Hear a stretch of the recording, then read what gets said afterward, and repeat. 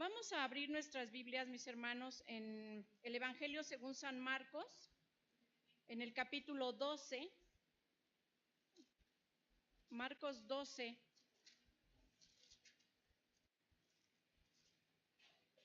Y vamos a leer los versículos 35, del 35 al 37. Marcos 12 del 35 al 37.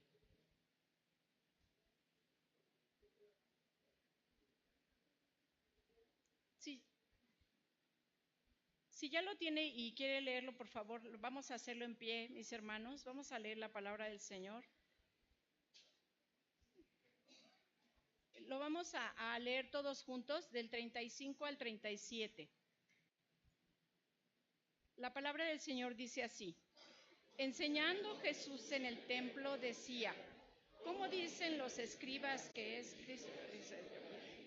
Porque el mismo David dijo por el Espíritu Santo: dijo el Señor a mi Señor, siéntate a mi diestra hasta que ponga tus enemigos por estrado de tus pies. David mismo le llama Señor. ¿Cómo pues es su hijo? Y gran multitud del pueblo le oía de buena gana. Señor, en esta tarde nosotros queremos poner en tus manos a nuestro pastor, a tu siervo, para que, Señor, tú nos hables a través de él. Señor, te suplicamos lo bendigas. Por favor, Señor, úsalo con poder y ayúdanos a nosotros a estar atentos a la voz que tú nos vas a decir, Señor. Muchísimas gracias por todas tus bendiciones y gracias porque sabemos que esta es tu palabra. En el nombre de Jesús oramos. Amén. Pueden tomar asiento.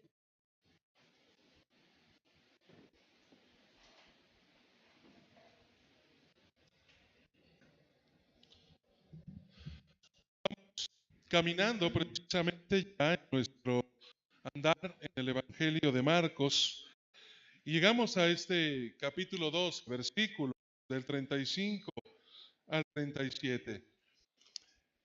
He escuchado, mis amados hermanos, muy seguido, que el mayor problema que nosotros tenemos como sociedad tiene que ver con nuestra mala educación, tiene que ver con nuestra mala formación. Afirmamos, lo que nos falta es una buena educación, es tener educación de calidad.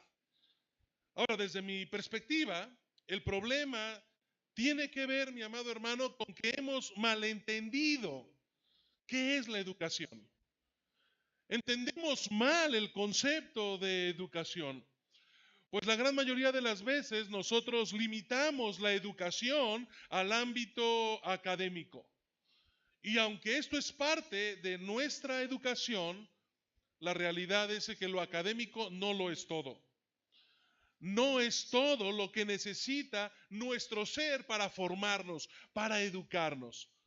Mire, según el diccionario, educación es la formación destinada a desarrollar la capacidad intelectual, moral y afectiva de las personas de acuerdo con la cultura y las normas de convivencia de la sociedad a la que pertenece. Entonces, si yo entiendo bien, la educación, hermano, tiene que ver con todo lo que afecta nuestro ser, todo lo que afecta nuestro conocimiento y, por supuesto, nuestro comportamiento. De ahí entonces que ser educado no tiene que ver solamente con ir a la escuela, sino que tiene que ver con lo que nosotros aprendemos en casa, con lo que nosotros aprendemos con nuestra familia, con lo que nosotros aprendemos con nuestros amigos, con nuestros hermanos en la iglesia. Mark Twain escribía: educar no significa enseñar a las personas lo que ellas no saben. Enseñar significa enseñarlas a comportarse de la manera que no se comportan. Eso, hermanos, es educación. Enseñar a las personas a comportarse de la manera en que ellas no se comportan.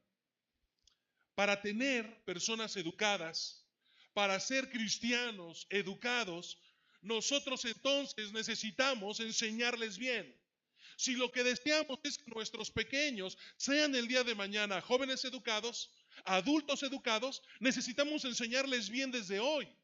Necesitamos darles buenas bases, hermanos, porque una buena educación surge de una buena enseñanza. No podemos esperar tener buena educación si no enseñamos de una manera correcta. La enseñanza ocupa un lugar muy importante, mis amados hermanos, en el corazón del Señor. La enseñanza ocupa un lugar muy importante en el ministerio de Jesús. De hecho, yo me atrevería a decir que prácticamente todo el tiempo Jesús estaba ocupado de enseñar, de educar a sus propios discípulos.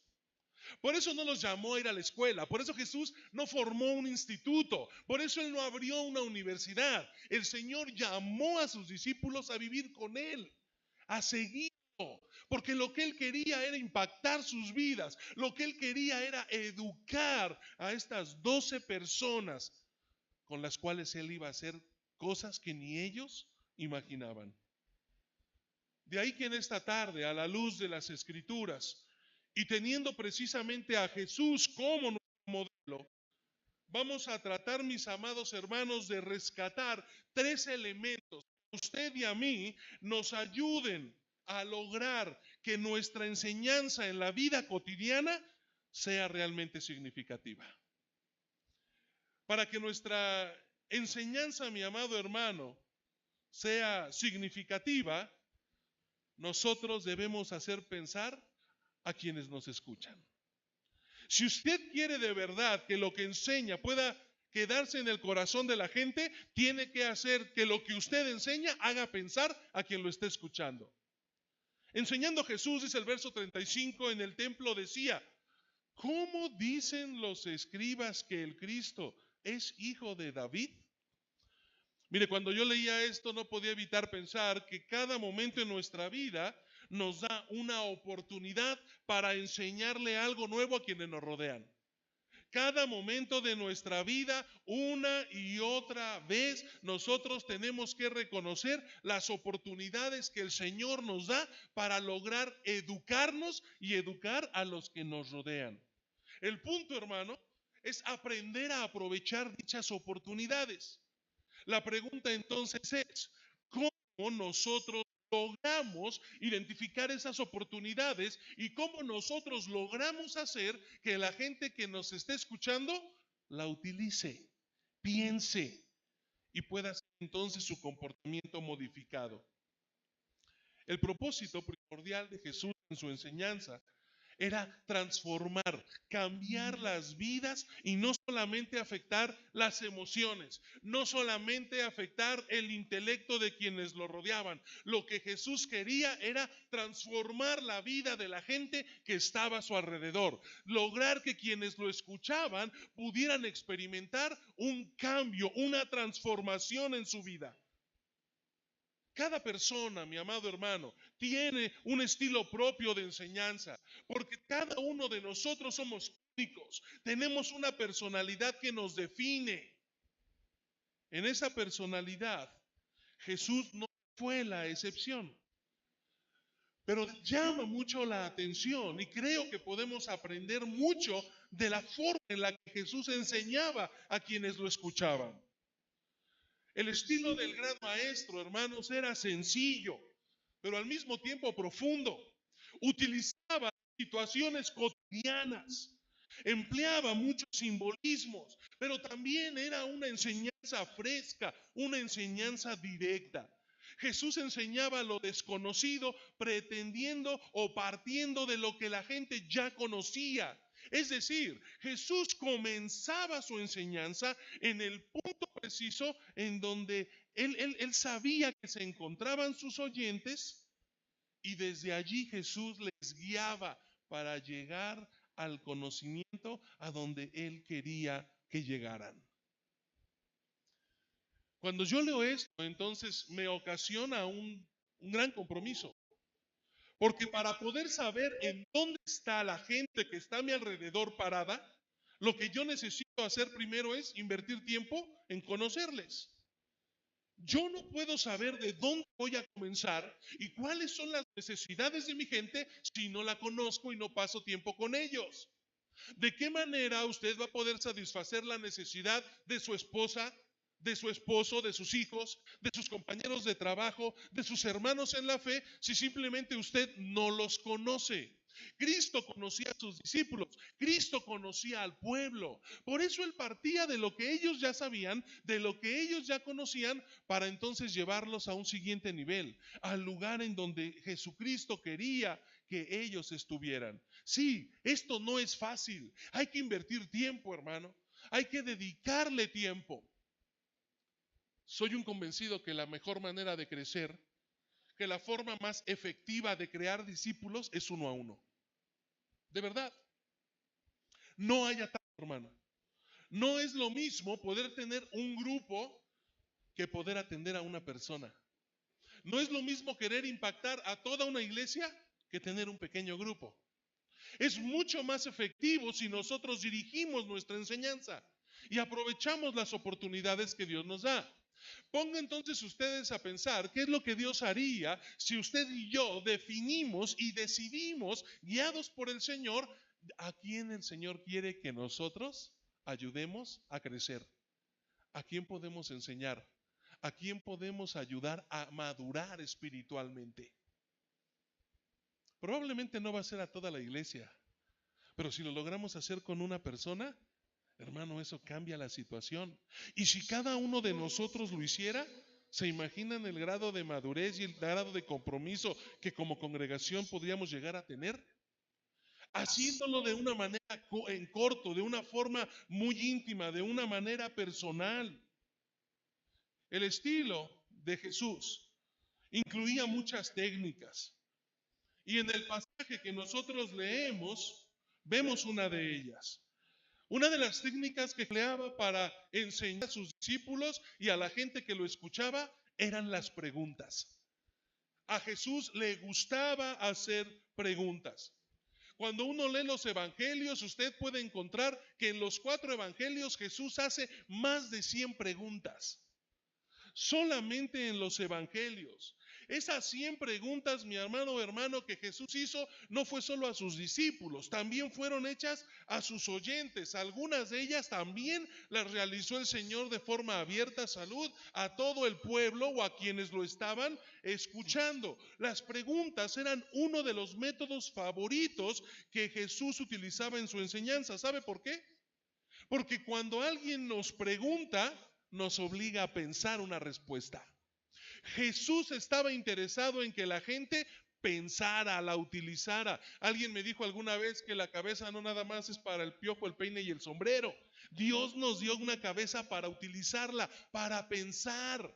No se trata solo de ver cómo me voy a peinar. No se trata solo de saber qué shampoo voy a ocupar, qué corte voy a tener. Ahora mis hermanas de repente llegan con cabellos azules, morados, verdes o amarillos, ¿no? Hay quien de repente trae una fiesta en la cabeza, pero esa no es solo la razón por la que el Señor nos dio una cabeza. Nos puso ahí en ese lugar en nuestro cuerpo la cabeza para que la utilicemos. A Dios, a Jesús le gusta hacernos pensar. Yo he escuchado gente que dice que ser cristiano tiene que ver con ser ignorante. Y yo creo y estoy convencido que no está esa persona más lejos de la realidad porque no puede, porque precisamente su ignorancia lo ciega. Pero aquel que sigue a Jesús y quiere ser su discípulo, está obligado a utilizarla, hermano. Por eso Jesús hacía preguntas. A Jesús no le gustaba simplemente dar por hecho las cosas. Él preguntaba para saber en dónde estaba parada su gente. Él preguntaba para lograr que la gente que lo estuviera escuchando pensara. Los obligaba a pensar. Seguir a Jesús entonces no es asunto de ignorantes, no es asunto de fanáticos como algunos lo afirman. Al contrario, hermano, para seguir a Jesús necesitamos aprender a utilizar nuestra cabeza. Cuando Jesús hacía una pregunta, enfrentaba a sus oyentes con su realidad. Cuando Jesús hacía una pregunta, enfrentaba a sus oyentes con sus necesidades de aprender lo que realmente transformaría su manera de pensar, su manera de vivir. Jesús, hermano, lo que hacía era hacernos pensar la forma en la que estamos enfrentando la vida.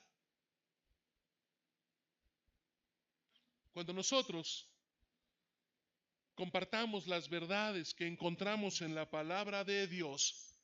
Esas verdades que entendemos que son palabras eternas, palabra que Dios nos ha regalado, verdades que el Señor nos ha revelado en la Escritura. Nosotros debemos buscar que quienes nos escuchan reflexionen, mis amados hermanos, no en lo que yo estoy diciendo, sino en lo que Dios tiene para su vida.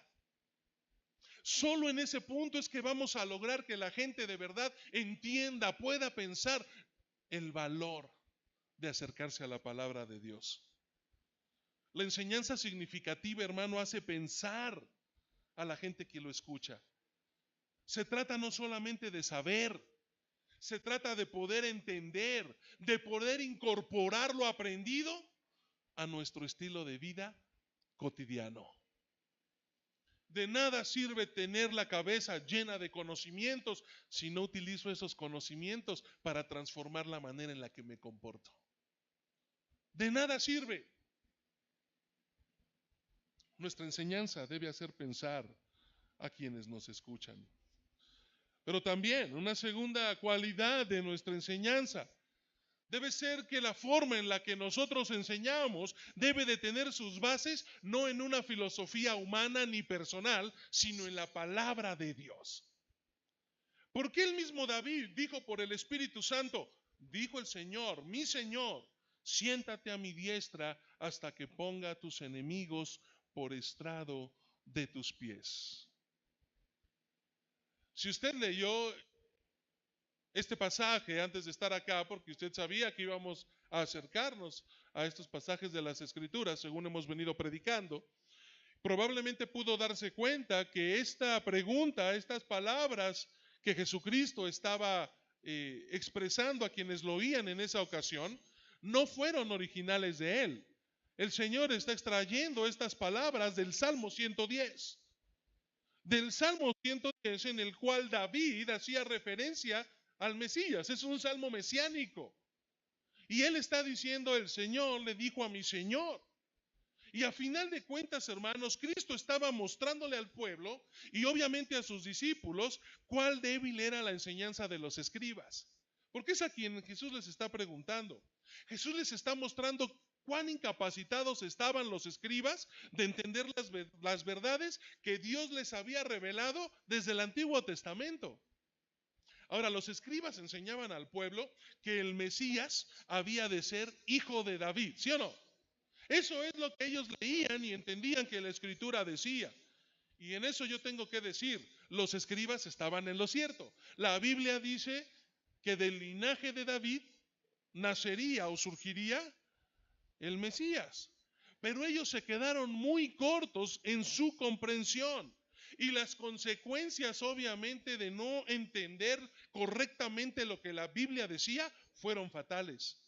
Pues no solamente ellos se quedaron en ignorancia y no entendieron lo que el Señor quería darle en verdad a sus propias vidas, sino que además ellos estaban enseñando a otro las mismas tonterías que ellos estaban haciendo suyas. Los escribas, hermanos, estaban equivocados. Estos hombres eran los responsables de enseñar al pueblo de Israel, y lo trágico es que les estaban enseñando mal. No estaban enseñando la verdad. Hasta aquí quizá todo el mundo diría, infelices. Pobres de ellos, porque Dios les va a demandar lo que están haciendo y dejando de hacer con el pueblo de Israel. Pero cuando yo pienso en esto, que en realidad es cierto, también yo no puedo dejar de lado, mi amado hermano, la responsabilidad que tenía el pueblo, porque era mucho más cómodo sentarse a esperar lo que los escribas les iban a enseñar, a que ellos mismos fueran y buscaran lo que Dios tenía para ellos. Y miren, en esto hay un grave problema que nosotros de verdad debemos de tener muy presentes. El pueblo también era responsable delante de Dios por creerle ciegamente a los hombres y no buscar en verdad lo que era la realidad, la verdad de lo que el Señor quería que ellos aprendieran. nadie se atrevía a cuestionar a los escribas. Los escribas tenían autoridad y el pueblo la reconocía. Cuando ellos enseñaban algo, todo el mundo callaba, porque ellos asumían que lo que les estaban enseñando era lo correcto. Para el pueblo era mucho más fácil y mucho más cómodo creer lo que los escribas les decían que buscar la dirección de Dios para interpretar correctamente las escrituras. El pueblo tomaba como autoridad lo enseñado por los escribas. Pero hermanos, las verdades de Dios no deben de ser tomadas de filosofías o de ideas humanas. Las verdades de Dios surgen a nuestra vida por lo que Dios mismo nos ha revelado en su palabra. Es aquí en donde usted y yo encontramos la verdad. Usted cometerá un terrible error si lo único que hace es confiar que en lo que yo enseño y predico es suficiente. Usted cometerá un error si no cuestiona en muchas ocasiones lo que desde aquí se enseña y se comparte. La única manera en la que usted en algún momento se puede dar cuenta si un servidor está interpretando correctamente las escrituras y enseñando lo que la Biblia dice, es acercándose usted mismo a lo que la palabra de Dios dice. Pero cuando el pueblo se conforma, entonces le importa un pepino, un cacahuate, porque no tiene interés en saber y conocer las verdades de Dios, y es mucho más fácil conformarse con lo que el gordito nos va a compartir cada 8 días. Que se prepare, para eso le pagamos. Para eso fue al seminario, ¿no? Pues entonces que prepare buenos sermones. Y el problema de eso es de que tanta gente le cree tanto al humano que entonces después esto se convierte en secta. Porque el poder corrompe el corazón del hombre. Y mucha gente al final dice, no, es que esos infelices que se olvidaron de a quién sirven. Y yo digo, tienen toda la razón. El líder, el pastor, debe de cuidar su corazón. Pero la iglesia también tiene una responsabilidad. Y no podemos caminar como si fuéramos ciegos, confiando y creyendo en todo lo que se nos dice. Hay gente que predica herejías. Hay gente en nuestros días, en nuestros tiempos, que enseña barbaridades. Pero hay gente que no lo puede entender y no lo puede saber por una simple razón. ¿Cómo va a saber que lo que le enseñan es mentira si nunca lee la Biblia? Si nunca se acerca al Señor a conocer lo que la palabra de Dios dice. Entonces viene por ahí otro tarugo que tiene un poquito de elocuencia, que se siente muy seguro de sus conocimientos, que tiene un poquito, ¿no?, de carisma. ¿Y por qué habla bonito? ¿Por qué habla agradable? Le creen. Y al rato resulta que ese es profeta, ¿no? Que se pone como título apóstol y todo el mundo se lo compra. Y si él dice rana, todo el mundo brinca. Y hermanos, perdón, pero eso es ignorancia. Usted está obligado no a creer lo que yo digo. Usted está obligado a cuestionar lo que yo digo pensando siempre en lo que la palabra de Dios dice. En lo que la palabra de Dios enseña. Yo se lo he dicho alguna vez y se lo vuelvo a repetir en este momento. Si en alguna situación, en algún tiempo y bajo cualquier circunstancia, usted a mí me escucha decir algo que la Biblia del Señor, su palabra no dice, usted tiene no solamente la autoridad, tiene la responsabilidad de acercarse a mí y decir, pastor, ¿de dónde sacaste eso? Pastor, yo entiendo que la Biblia dice esto. ¿Por qué tú estás diciendo lo contrario? Muéstrame en la Escritura de dónde tú sacas esa enseñanza. El día, mi amado hermano, que usted crea a ojos cerrados todo lo que yo les diga, entonces corremos el peligro de convertir esto en una tiranía, en donde un servidor sea el que parte el queso y no Dios el que dirija su obra. Pero para que esto se haga, usted tiene que comprometerse a conocer lo que la Biblia dice. Porque si usted no sabe lo que la Biblia dice. Entonces no vas a ver si yo estoy predicando la palabra de Dios o una filosofía personal. Una enseñanza significativa debe de tener sus bases en la palabra de Dios. Nuestra autoridad última no son los ministros, no son los pastores, no son, hermanos, los predicadores. La Biblia es la única fuente, es el depósito de toda verdad que Dios tiene para nosotros. Si entendiéramos eso, la gente no viviría en ignorancia. Pero de repente se aparece alguien con una tremenda puntada y dice, es que a mí Dios me reveló. Y yo digo, no, pues es que yo soñé, pastor. Tuve una revelación en sueños. ¿No? Y decía Manolo, brother, quizá fueron esos últimos 10 tacos que te echaste en la cena. Pero Dios ya nos ha revelado su voluntad y esa voluntad está escrita en su palabra. No necesitamos nueva revelación. Lo que necesitamos es conocer la verdad que Él ya nos ha revelado. Necesitamos, mi amado hermano, acercarnos a la Biblia. Mire, los escribas no podían explicar cómo David pudo llamar al Mesías su Señor, como lo hace el Salmo 110 en el verso 1. Ellos le habían enseñado al pueblo que el Mesías al que esperaban iba a ser vástago de la familia real. Ahora, obviamente, si esto era así, si el Mesías iba a pertenecer a la familia real, obviamente esto sería un honor para la nación, ¿no es cierto? Pensar en que el Mesías nacería de ese vástago del pueblo de Israel, ay, hermanos, era un honor. Honor que a la fecha muchos judíos tienen. Yo he compartido con algunos la experiencia de escuchar a un judío entrar a la iglesia en donde me congregaba en aquel tiempo. Y estábamos en un culto de oración y cuando entró este hombre, pues sí llamó la atención. Porque obviamente un judío ortodoxo no cree lo que nosotros creemos. No creen en Jesús como Salvador, lo ven como un maestro. Ellos siguen esperando al Mesías. Sin embargo, este hombre sí, entiendo que era un judío mesiánico, ¿no? Creía en Jesús. Pero cuando él pidió la palabra, pidió hablar con nosotros, lo primero que él dijo saludando a la iglesia fue, esta iglesia va a ser bendecido porque un judío estuvo aquí. Porque un hijo de Abraham, de Isaac y de Jacob, yo decía, de veras que tiene muy alta su estima, ¿no? Pero los judíos se siguen sintiendo privilegiados por ser judíos y porque de ahí surgió, nació el Mesías. Y mire, eso es una verdad.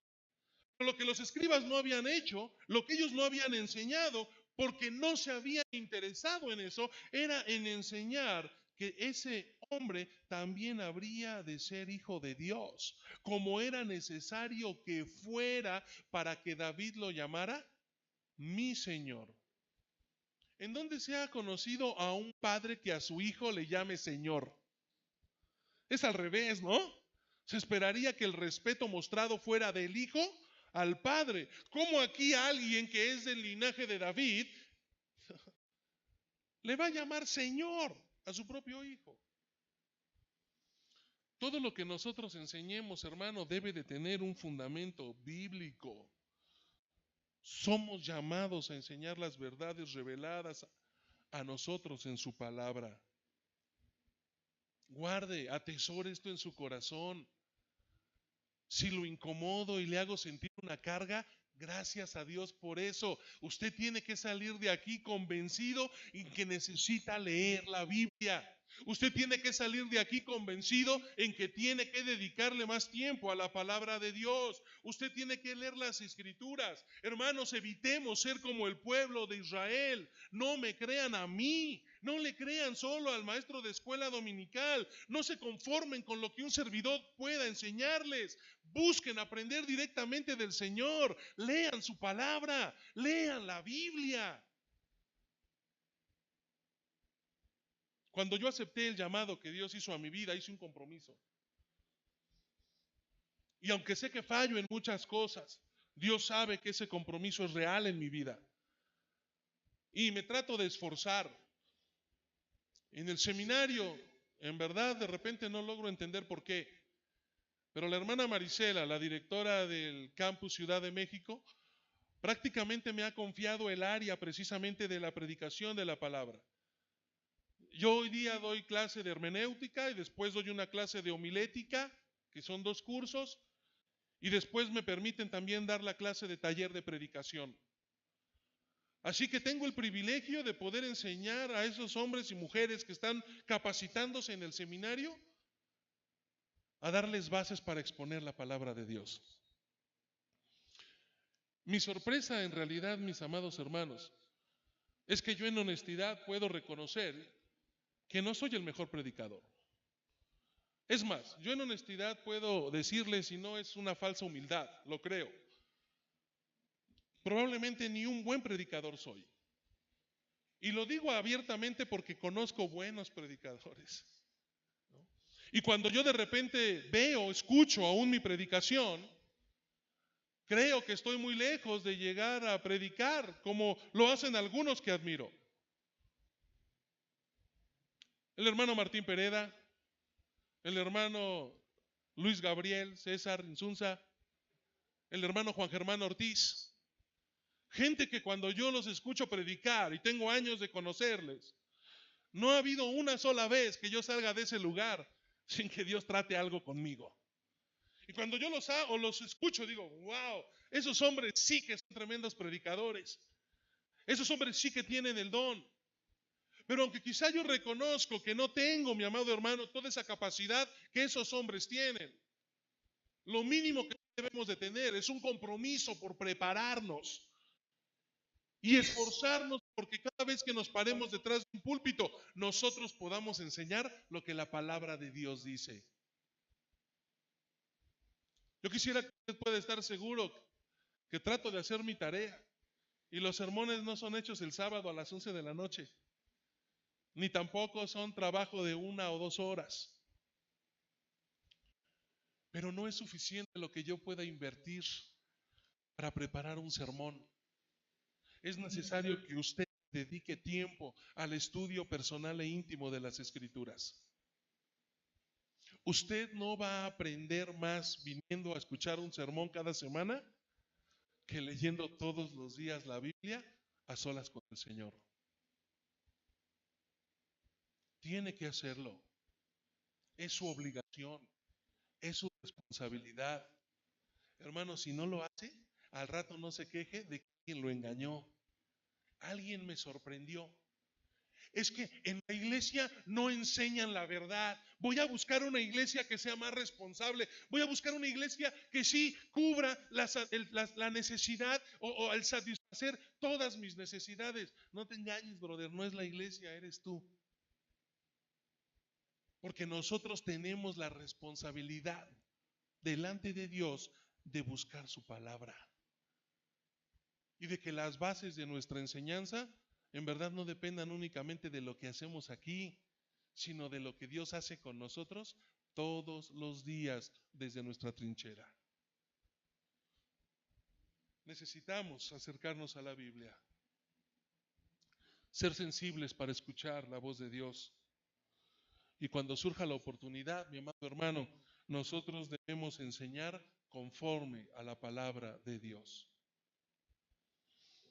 He dicho entonces que debemos de buscar que nuestra enseñanza haga pensar a quienes nos escuchan, que nuestra enseñanza tenga un fundamento bíblico, pero también es menester que nuestra enseñanza impacte la vida de quienes nos escuchan. David mismo, dijo Jesucristo, le llama Señor y está pensando en el Mesías. ¿Cómo pues es su hijo? Y gran multitud del pueblo, dice la Biblia, que lo oía de buena gana. Lo oía de buena gana. Mire, cuando se pensaba del Cristo, siempre se consideró que el Mesías vendría de, obviamente, la línea genealógica de David. Jesús mismo no negó esa verdad. Él reconoce que proviene en la parte humana de David. El problema radica en la manera como la gente había adherido al concepto del Mesías, la idea de un libertador político. Los judíos esperaban no un Mesías que liberara al pueblo de sus pecados, que abriera la oportunidad para restaurar la comunión de este pueblo con Dios. En realidad los judíos esperaban un Mesías que los libertara de sus opresores, del imperio romano. Esperaban un hombre que se levantara como Moisés y fuera a enfrentar al emperador y lo sacara de Roma, que volviera a ser del pueblo de Israel un pueblo libre, un pueblo soberano. Ellos querían un soldado, ellos esperaban un guerrero, ellos esperaban un líder político.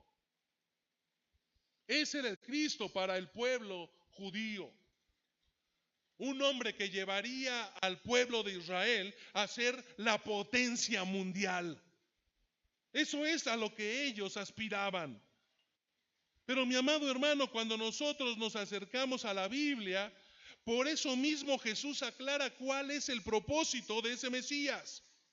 Porque el propósito en el ministerio de Jesús no era precisamente ser un activista político, por una simple razón: su reino, hermano, no es terrenal. Su reino no es material, no es político. Él no vino a crear un reino terrenal, sino a llevar a los pueblos de la tierra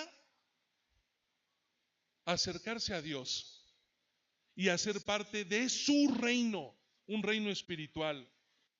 Cristo, hermano, atrae a los hombres al amor de Dios. Cuando yo leo estas preguntas, me queda claro que a los escribas no les hizo mucha gracia lo que Jesús estaba enseñando, No les agradó mucho que Jesucristo expusiera su ignorancia. No les agradó que Él les preguntara: ¿cómo se dicen ustedes maestros si ni siquiera pueden interpretar correctamente y responderme a esta pregunta tan sencilla que yo les he hecho? Porque estos hombres se sentían verdaderos expertos. Estos hombres sentían que eran los únicos que tenían la verdad. Pero la Biblia dice que la gran multitud del pueblo lo escuchaba con gusto. ¿Sabe por qué? Porque lo que Jesús enseñaba les asombraba. Lo que Jesús enseñaba impactaba sus vidas. La gente, hermano, lo escuchaba de buena gana. Y es probable, sí, que muchos en esta multitud lo escucharan debido a su elocuencia. Seguramente Jesús era un excelente orador. Seguramente Jesús tenía una personalidad que atraía a la gente. Pero más que eso, mi amado hermano, Jesucristo impactaba la vida de la gente que lo conocía. Por eso era menester tener ese encuentro personal con Dios. Cuando yo leo esto, hay algo también que salta y me queda claro. Probablemente a muchos de los que escuchaban a Jesús lo hacían hasta con cierto morbo. Era gente a la que probablemente los escribas, los fariseos, ya los tenían hasta el tope. Les caían mal. ¿Y cómo disfrutaban cuando Jesús los ponía en su lugar? ¿Cómo disfrutaban cuando Jesús los humillaba y los dejaba ver cuál era su condición real? Pero no necesariamente la gente que estaba alrededor, como dice aquí, escuchando de buena gana a Jesús, no necesariamente esos hombres realmente estaban entendiendo las verdades que Cristo compartía, y mucho menos estaban dispuestos a aceptar el compromiso que Jesús estaba demandando al seguirle. Seguramente muchos de estos que escuchaban a Jesús en ese momento de buena gana, días más adelante estarían gritando: crucifíquenle. Y hermano, eso no es algo nuevo. Algunos de ellos nos hacen recordar precisamente a Herodes. La Biblia dice que Herodes escuchaba con gusto y con temor a Juan, y sin embargo, le cortó la cabeza. No se trata, mi amado hermano, solo de que nos guste lo que oímos.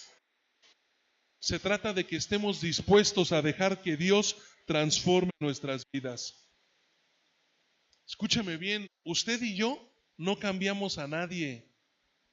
Usted y yo no transformamos a nadie.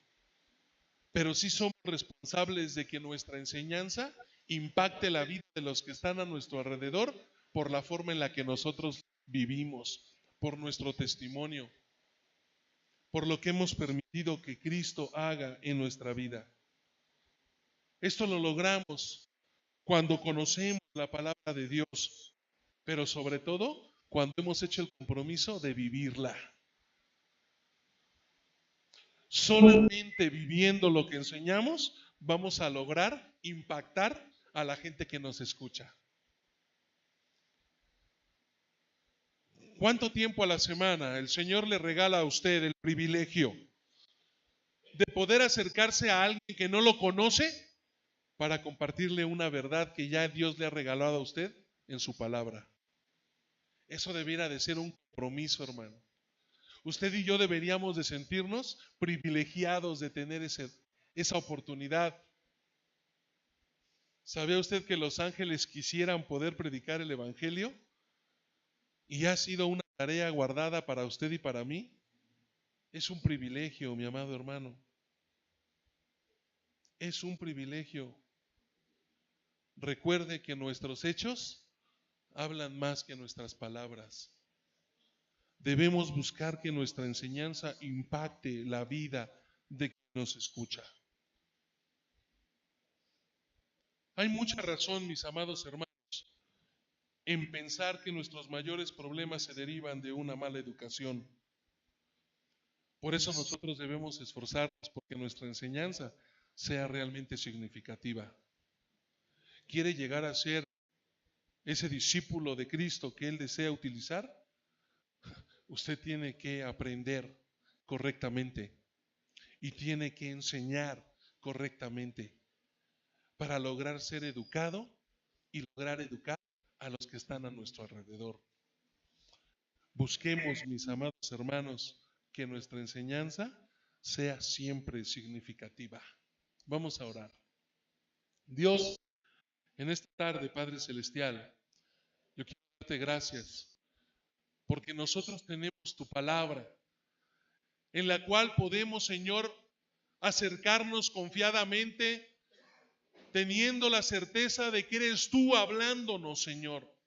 Gracias porque no dependemos de filosofías humanas, porque no dependemos únicamente de buenas preparaciones académicas, sino porque tenemos, Padre Celestial, tu palabra, porque tenemos a tu Santo Espíritu con nosotros, porque tu presencia está a nuestro lado guiándonos, proveyendo oportunidades, Señor, poniendo la palabra indicada para que nosotros podamos cumplir con el llamamiento que has hecho a la vida de cada uno de nosotros.